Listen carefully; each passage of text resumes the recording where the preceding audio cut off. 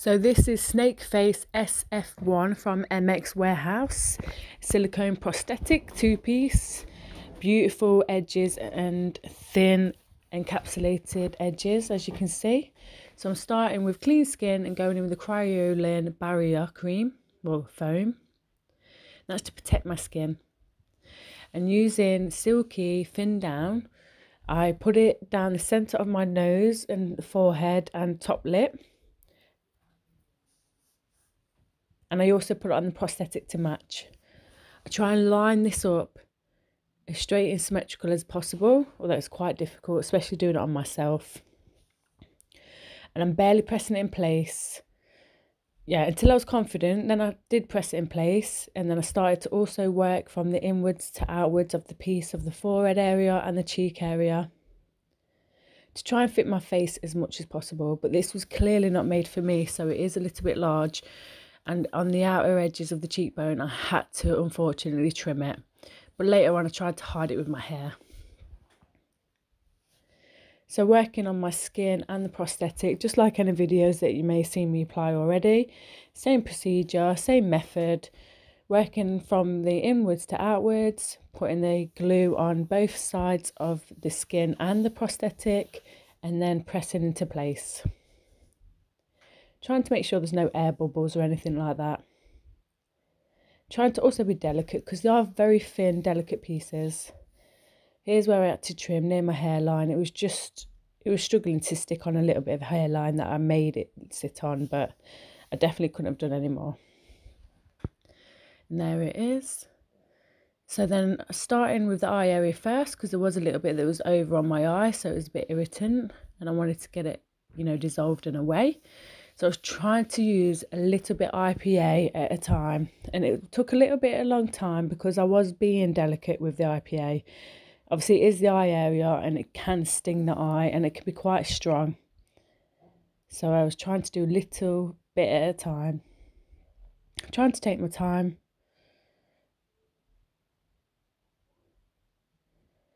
And then I start to use the same method, IPA all the way around, all the edges to get rid of the thicker edge.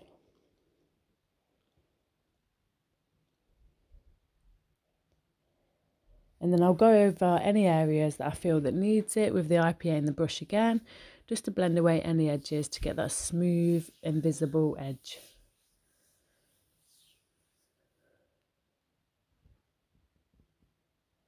In any areas, I go over some prosaide cream just to fill in, just to make sure it's secure down and not going to start lifting or anything.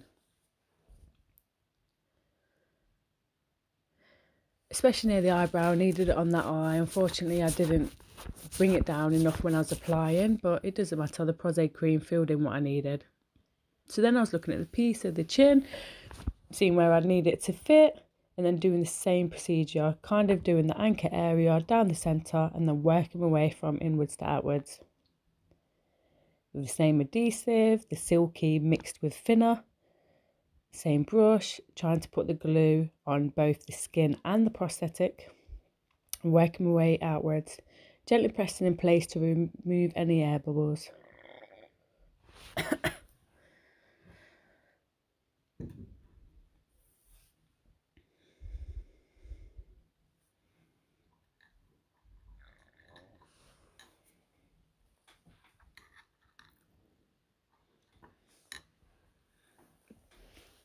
And then same again, going in with the IPA and a brush and reducing any edges, melting them away.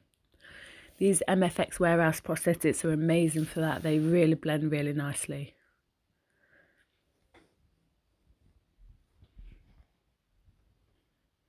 And as you can see, it's quite seamless, other than where it didn't fit. And obviously it doesn't skin tone match just yet. So then going in with that prosaide cream again, just trying to add texture into the area where the prosthetics don't meet.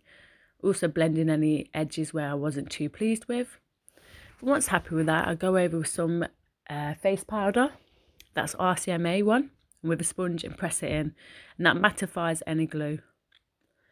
So then going in with the FX palette, Skin Illustrator Live palette. And it's the Dusty Rose mixed with IPA. and I was spraying that all over. And then I add in a little bit of a prime red tone, and then I also go in back with a rice paper tone, just layering it up, trying to make it match my skin, the areas.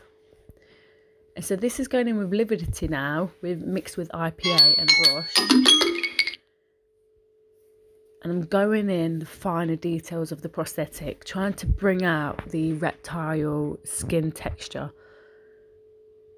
I mean, it looked beautiful anyway, but this really enhances the texture that's there. I really wanted it kind of a wash, so I did add a little bit of IPA into it, just to make it a little bit more diluted.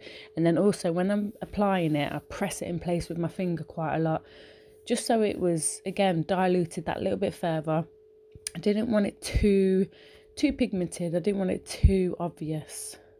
I just wanted to kind of contour the prosthetic.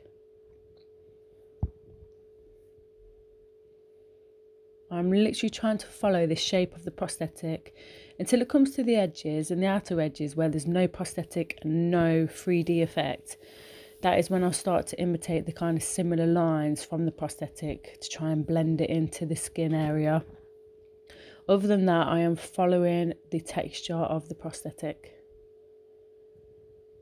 There, I was just trying to show like a little bit before and after, like one side had it and one side didn't, and I do feel it looked better by doing this little step.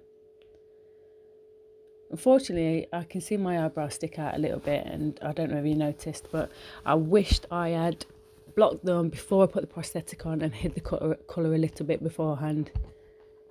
So now going in with Temp 2 is kind of like a shimmer glitter product. I don't know the name of it because the sticker has come off, I'm sorry, but it makes the skin look a bit more wet, and for me, like, that's the reptile effect. It's just a wet, shiny look, and I really love this product. It's beautiful. So then I just kind of wet my hair, put a bit of pink eyeshadow, a little bit around the eyes, and a bit of pink gloss, just to bring the look together, a little bit more completed. And there it was. I was kind of like a reptile human. Skin looks natural. So here, I didn't quite want to take the makeup off straight away because there was such beautiful creases. It would have been disrespectful to do so. Maybe you put a hole in it. Don't matter. But there we are. Oh. I was just blowing out where there was no air, wasn't in my nose, and it was literally it was a little bit of fun.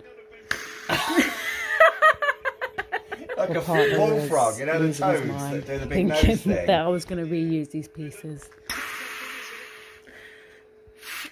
What a destruction of such a beautiful creation. You look like a bullfrog. Bullfrogs do that.